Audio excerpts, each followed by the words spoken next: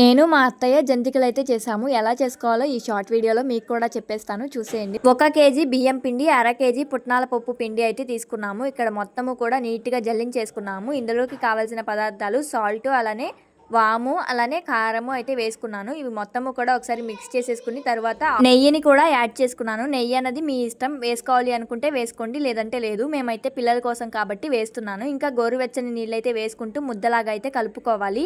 ఇది కనుక మీరు ఫుల్ వీడియో చూడాలి అనుకుంటే మన ఛానల్లో ఉంటుంది, శ్రీజ జన్ను విలేజ్ వ్లాగ్స్, ఒకసారి వెళ్ళి చూసేయండి. పక్కా కొలతలతో అయితే వీడియో ఉంటుంది. అన్నట్టు చెప్పడమే మర్చిపోయాను, ఈ జంతికలు మేము కట్టెల పొయ్యి మీద అయితే చేసాము. బౌల్ పెట్టుకుని 1 కేజీ ఆయిల్ అయితే వేసుకుని, ఆయిల్ బాగా కాగిన తర్వాత మనం ముందుగా ప్రిపేర్ చేసుకున్నాం కదా, ఆ పిండిని చక్రాల్లాగా ఒత్తేసుకుంటే సరిపోతుంది. జంతికలు అంటారు, చక్రాలు అంటారు, మీరేమంటారు నాకైతే కామెంట్స్ లో చెప్పేయండి. చాలా తక్కువ ఇంగ్రీడియంట్స్ తోనే జంతికలు అయితే రెడీ చేసుకున్నాము. చాలా బాగున్నాయి, టేస్ట్ కూడా. మీ అందరూ కూడా ఒకసారి ట్రై చేయండి.